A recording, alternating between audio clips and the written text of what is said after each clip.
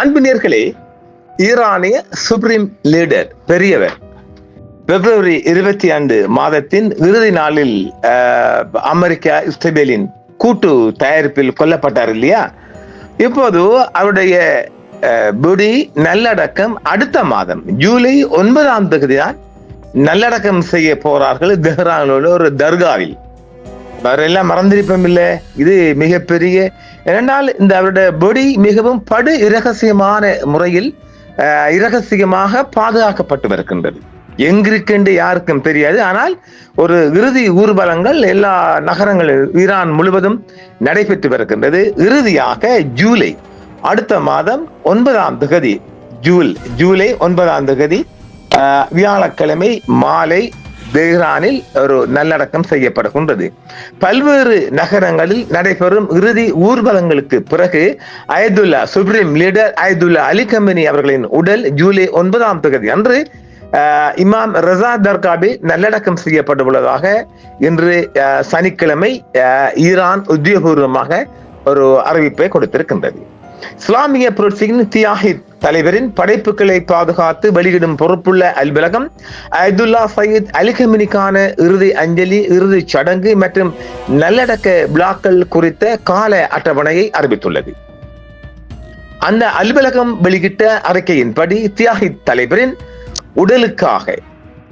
உடலுக்கான இறுதி அஞ்சலி விழாக்கள் முஹர்ரம் மாதத்தின் 19 மற்றும் 20ஆம் நாட்களான ஜூலை 4 மற்றும் 5ஆம் தேதிகளில் தெஹ்ரானில் உள்ள இமாம் கமேனி மசால்லாவில் பள்ளிவாசலில் நடைபெறும் என்று சொல்லப்பட்டிருக்கின்றது. தெஹ்ரானில் ஜூலை 6ஆம் தேதி இறுதி ஊர்வலம் நடைபெற உள்ளது. அதே நேரத்தில் புனித நகரமான ஹாமில் ஜூலை 7ஆம் தேதி மற்றொரு ஊர்வலமும் நடைபெற உள்ளது. பிப்ரவரி மாதம் அவர் கொல்லப்பட்டாலும் அவரது இறுதிச் சடங்கு மற்றும் அடக்கம் தொடர்பான நடவடிக்கைகள் பலமுறை ஒத்திவைக்கப்பட்டுள்ளன. சமீபத்திய அதிகாரப்பூர்வ தகவல்களின்படி அவரது இறுதிச் சடங்கு ஜூலை 4 2026 அன்று தெஹ்ரானில் தொடங்கி ஜூலை 9 அன்று மசாத் நகரில் உள்ள இமாம் ரஸா ஆலயத்தில் இறைவல் பள்ளிவாசலில் தர்காவில் நடைபெறும் என்றும் அவரது உடல் அடக்கம் செய்யப்படும் என்றும் உத்தியோகபூர்வமாக ஈரான் இன்று சனிக்கிழமை அறிவித்துள்ளது. தெஹ்ரான் மேயர் அலி ரெசா ஜகானி வெளியிட்ட அறிக்கைகளின் தகவலின்படி ஈரானிய மக்களின் மத ரீதியான துக்க அனுசரிப்புகள், குறிப்பாக இமாம் ஹுசைன் நினைவாக நடைபெறும் முஹர்ரம் மாத நிகழ்வுகள் காரணமாக அந்த அடக்கம் ஒத்திவைக்கப்பட்டதாக கூறப்படுகிறது.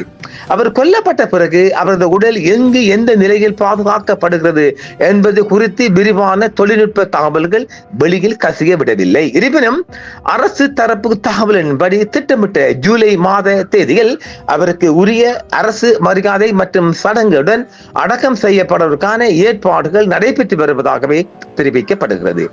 இறுதிச் சடங்கு இமாம் சஜ்ஜாத் அலை அவர்களின் தியாக நினைவு நாளுக்கு முந்தைய நாளான ஜூலை 9ஆம் தேதி புனித நகரமான மஸ்ஹதில் நடைபெறும்.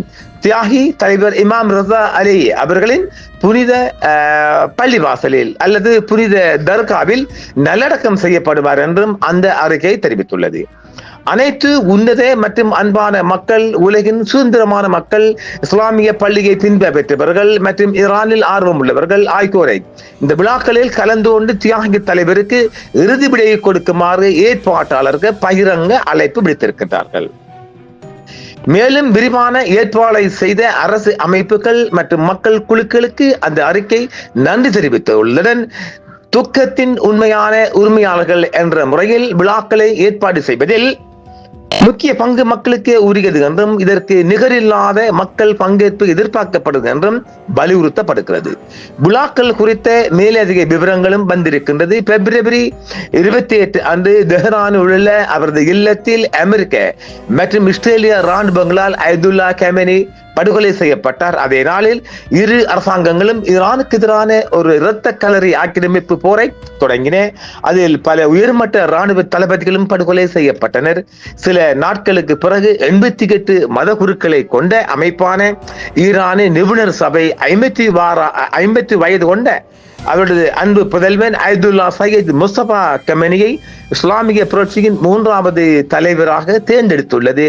அப்துல்லா சையத் முஸ்தபா கமேனி அயதுல்லா சையத் அலி அவர்களின் புதல்வர் ஆவார் என்பதும் இங்கு குறிப்பிடத்தக்கது. இது மிகப்பெரிய இசு செய்தியாக இருக்கின்றது. உலக பரப்பில் கிட்டத்தட்ட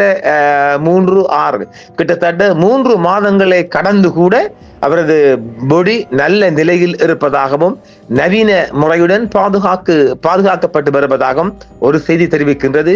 நல்லடக்கம் இனிதே நடைபெற நாமளும் வாழ்த்துவோம். மீண்டும் மற்றொரு காணொளியில் சந்திப்போம் நேர்களே. என்றும் உங்களுடன் சன்ரைஸ் இந்தியா டிவி. சப்ஸ்கிரைப் பண்ணுங்கள், பெல் பட்டனையும் கிளிக் செய்யுங்கள். உங்கள் ஆதரவே எங்கள் சேவை. ஆதரவு தாருங்கள், அரவணைப்போம். மறக்காம சர்ப்ரைஸ் பண்ணுங்க. தேங்க்யூ.